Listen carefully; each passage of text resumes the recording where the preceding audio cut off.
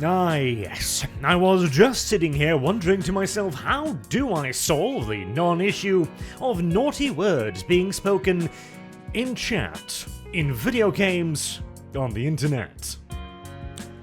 A pressing concern, I'm sure you'll all agree. Now, you could already solve this problem individually by blocking the person who's annoying you, by ignoring them and moving on to the next game, by reporting them if they're particularly churlish, or by doing what everyone has been doing since 2004, buttons chat, and simply close the chat window. But this is, of course, severely lacking in collective punishment. And so, we must turn in a different direction for a final solution to this concern of ours. And who better to turn to than the two largest sex pests in the video game industry, Ubisoft and Riot Games. Ah, yes.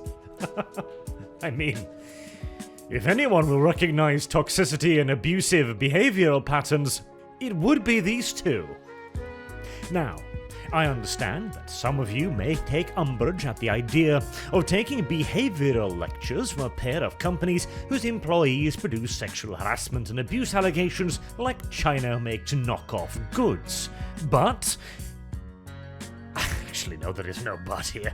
It is richer than Elon. These two, of all the world's gaming companies, think it is their holy crusade to prevent bad letters from being typed.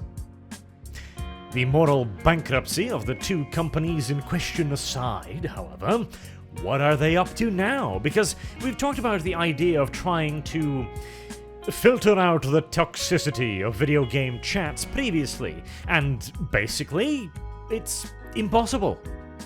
You either have to moderate everything actively, or you've simply got to prevent people from typing in certain things, due to the very simple fact that language, words, the meaning of sentences, all of these things change drastically, dependent upon a tremendous number of factors. What is appropriate in one game may not be appropriate in another. An innocent sentence in one context might be very inflammatory in another. And hey, that is the easiest thing to scan for, because the moment people start catching on to your censorious ass, they're gonna start figuring out ways to use the system against you by inventing entirely new words and terms, or attributing new meanings to old ones. Take, for example, groomer, which was actually banned because, hitting a little bit too close to home. That's enough poisoning over the well. They might have come up with something, finally, to solve this problem, right? Otherwise, they wouldn't launch some kind of big collaborative work between Ubisoft and Riot Games that are probably going to cost hundreds of thousands, if not millions. So what is the grand solution? AI moderators.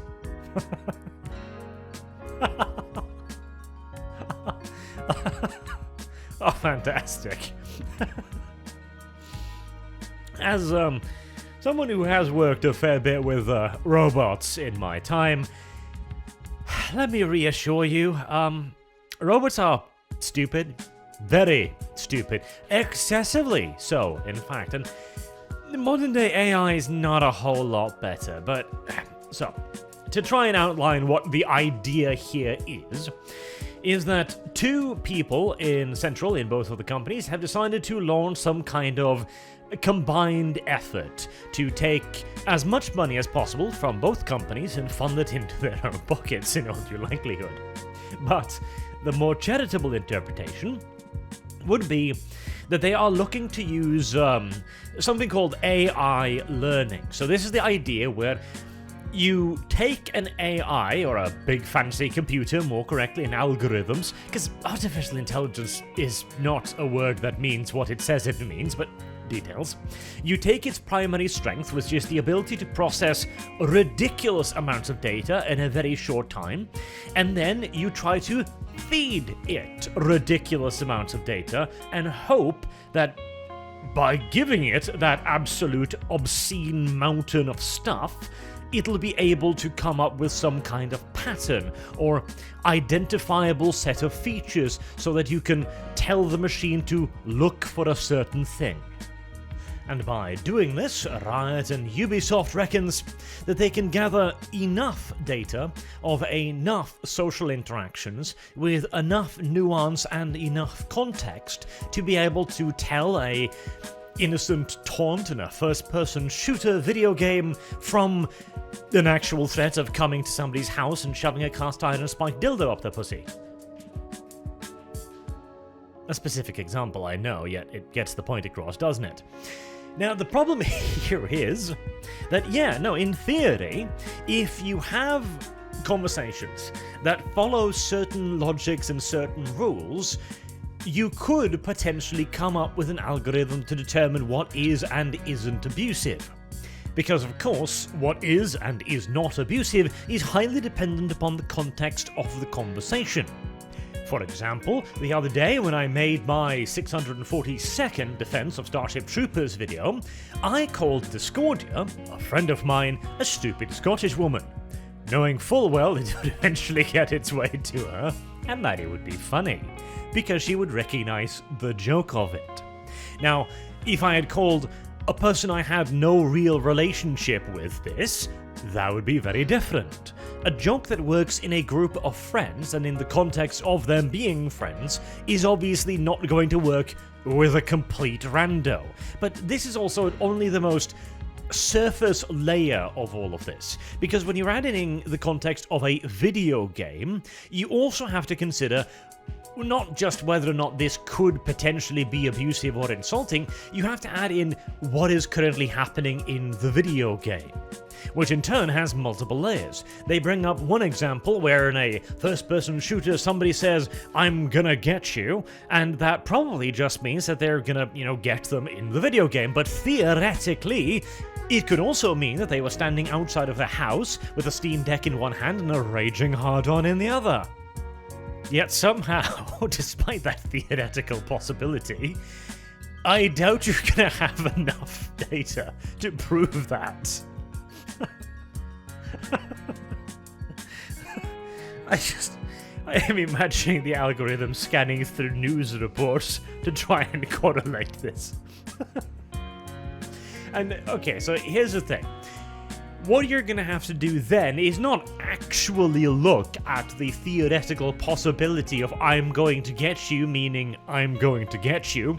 You're instead going to have to make a value judgment about when that is and isn't allowed.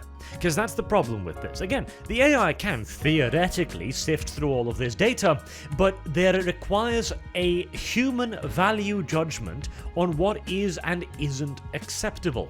For example, I would argue that if you are playing a game of League of Legends, then you are already in hell. And frankly, you should be allowed to complain about the fact that you are in hell. And if you are also losing a game, then a certain amount of leeway when it comes to the crassness of your verbosity should absolutely be allowed. Yet, for some mysterious reason, I doubt that is Riot Games' views, because in a perfect world where you actually wanted to use this AI learning to find, genuinely toxic people who are planning to do genuinely nasty things, you would also look at what is currently happening and go, well, this guy is clearly just tilted because he just got his little butthole busted open by a pre-made stack whilst he's trying to break out of the shit leagues in League of Legends. And therefore, I'm not going to report him to the FBI. But if your definition of toxicity is "this man used a bad word," then it'll be a lot easier to police that. A lot more tyrannical and heavy-handed as well, and to a certain point you might as well just remove the chat function entirely, which, incidentally, League of Legends did try. I don't know if it's become permanent yet, but they were doing this for a while, so I don't know. But that is absolutely something they were playing around with.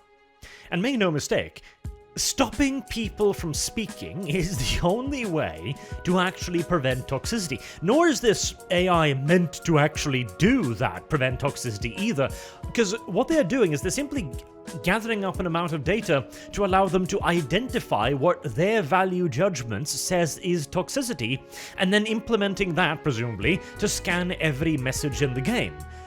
What they're doing is simply making a larger net, which will presumably have even smaller masks than the last one. That's all this is. A more effective way to crack down on what they themselves find unacceptable. But the problem is, this isn't going to create less unacceptable behavior, because the unacceptable behavior is itself a consequence of the game being played. League of Legends is a hyper-competitive MOBA. If people weren't getting upset at losing a game, or having some rando screw them over, even if they only perceive them to be doing so, it wouldn't be a very good game, because people wouldn't be caring about it. This is an enforcement system, and the best thing it will do is simply make people afraid to talk in chat. So, I've been trying to organize a friendly Dota match with a bunch of friends for a while now, for example, because I really like Dota in theory for what it is, but I happily recognize it's a very toxic game. And after many attempts to fix the toxicity, you now have guides on Steam explaining how to up your non-toxicity rank. Like, there are people explaining, like, yeah, no, just don't speak in chat at all, because if you do, people can report you for almost anything now. And because of the algorithmic system being so automated, they report you for a thing, and you're probably going to get donked for even just opening your filthy mouth at some point. And that'll reduce your social credit score, which will get you sent down to the shitter leagues where more shitty people will ruin more shitty games for you, which will make you want to open your mouth even more. It's a really retarded system, and genuinely, the best thing we could do is slap up a nice big warning before you get into the game. Warning: this game has a live chat function. If you are an easily offended snowflake, click this button to turn it off. And there you go. That would be a better solution, probably for everyone involved, than creating a larger net. Or actually, maybe they should make that net and apply it to their own companies. They'd save a lot in lawsuit money if they did. Until next time, I've been Arch.